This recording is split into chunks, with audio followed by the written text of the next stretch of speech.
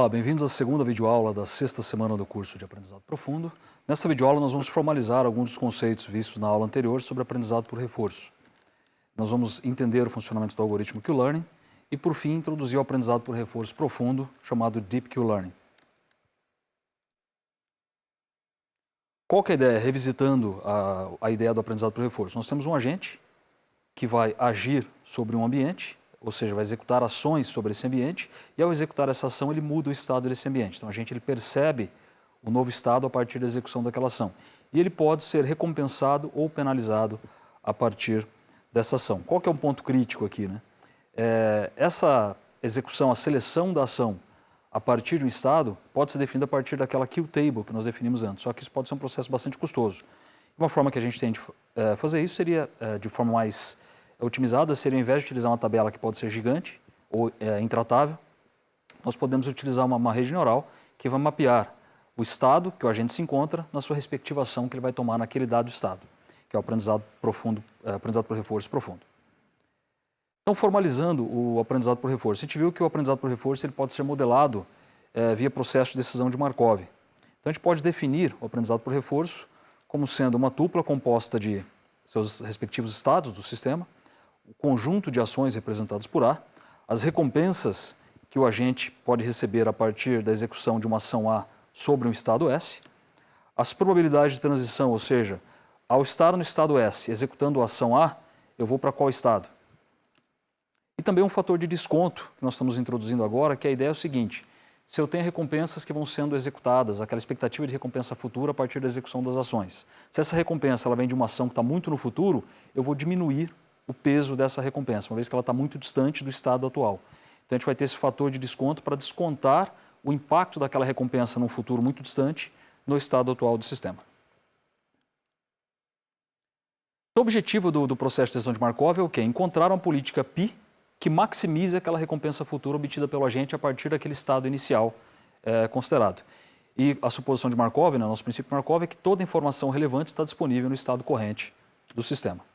Então vamos pensar o seguinte: dado um estado inicial denominado S0, um loop de iteração onde o t representa para a gente o tempo, a qual passo que eu estou do sistema, variando de 1 até o fim, no qual o fim representa o final do jogo, o término da execução daquela ação. Então o agente ele vai selecionar a partir daquele estado inicial uma dada ação considerando aquela política do sistema. Uma vez que ele executou essa ação, ele pode receber uma recompensa ou penalização em função da execução dessa ação naquele estado S de t. A partir da execução dessa ação sobre o estado S de t, a gente gera um novo estado. A partir desse novo estado, o agente vai selecionar uma nova ação e esse processo vai sendo continuado até atingir aquela condição de término. Por exemplo, o agente venceu ou perdeu o jogo. Aqui uma ilustração de política. Vamos pensar na política ótima. O que seria política ótima? Pensar que eu tenho aqui um cenário no qual o agente está ocupando uma desses quadrados, dessas células. E o objetivo é, a partir de uma célula, ele vai executar uma ação tentando chegar em uma dessas duas estrelas. Então, esse exemplo aqui ilustra para a gente claramente um tipo de cenário de decisão ótima. Ou seja, se eu estou nesse estado aqui, o que eu posso fazer?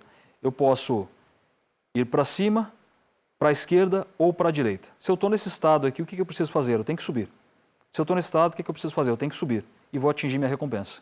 Qual que é o ponto? Eu vou minimizar a quantidade de passos que eu tenho do estado atual até a recompensa obtida. Se a gente pensar na política aleatória, ou seja, de cada estado que eu estou, eu posso ir para qualquer lugar, para cima, para baixo, para a esquerda ou para a direita. Então, nosso objetivo é sair de um cenário aleatório e chegar nessa política ótima, no qual, a partir de um dado estado, eu sei qual que é a ação, qual que é a política que vai definir a ação que eu vou tomar a partir daquele estado, maximizando a recompensa.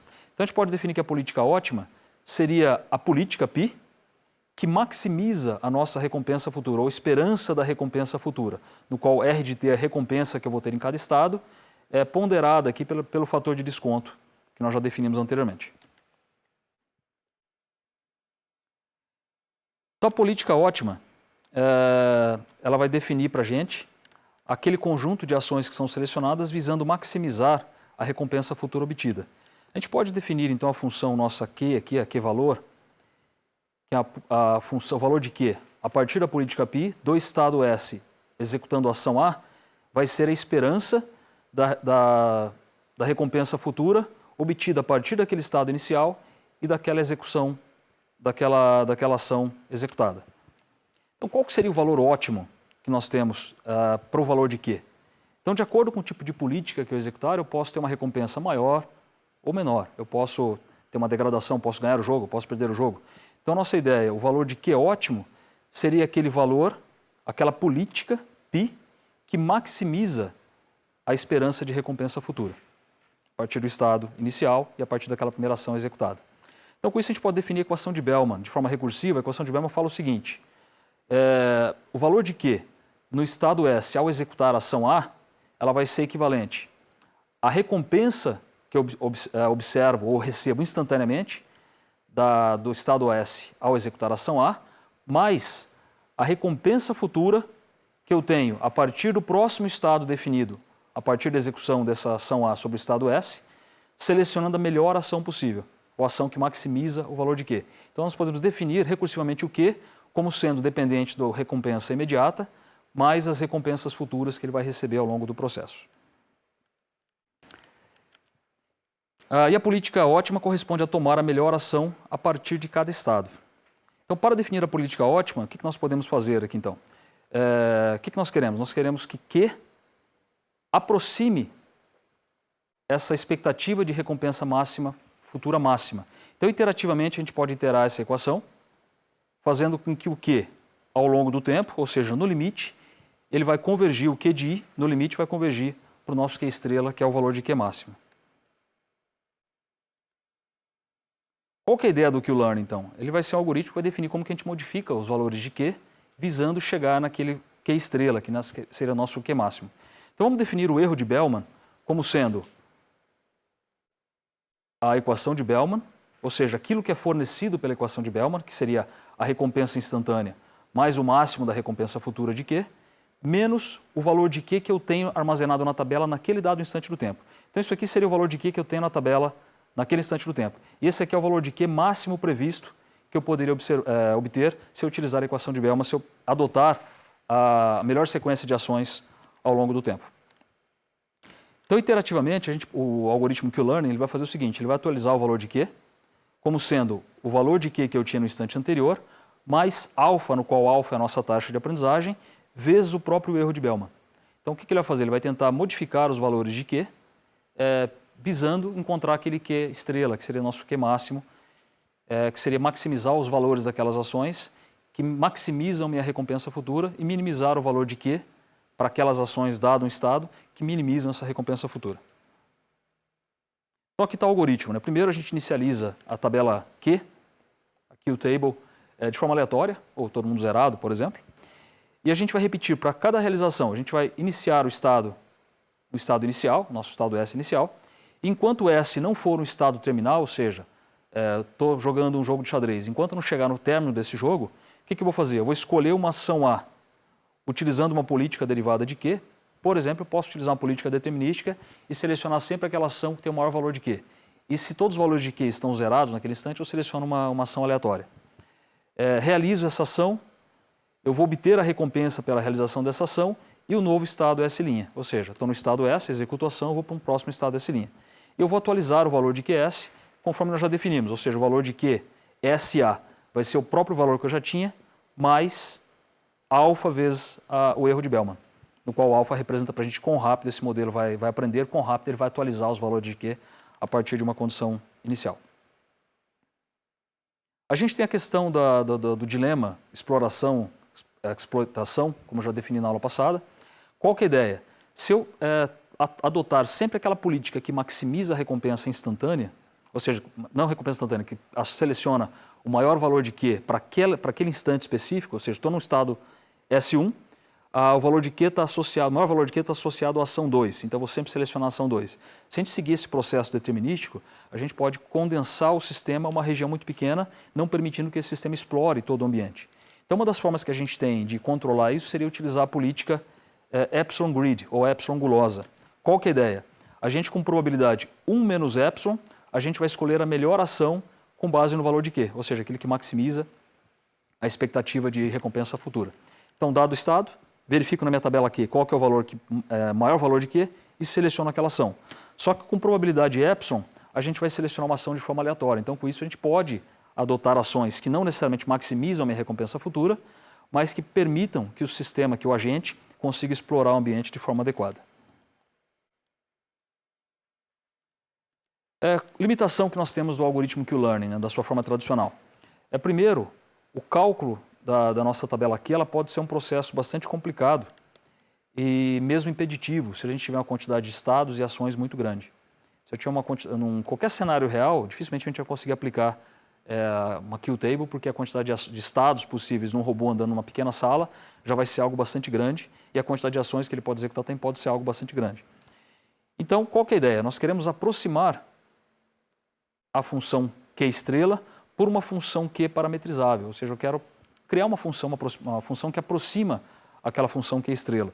E a gente sabe que as redes neurais elas são excelentes aproximadores de funções. Então, qual que é a ideia? Eu quero criar uma função Q de SA θ, onde θ é o conjunto de parâmetros desse modelo, que aproxima aquela função Q ótima que a gente espera obter ao longo do processo de treinamento. Então, a gente pode modelar essa função Q utilizando uma rede neural e aí nós vamos ter o aprendizado por reforço profundo, que é o chamado Deep Q-Learning.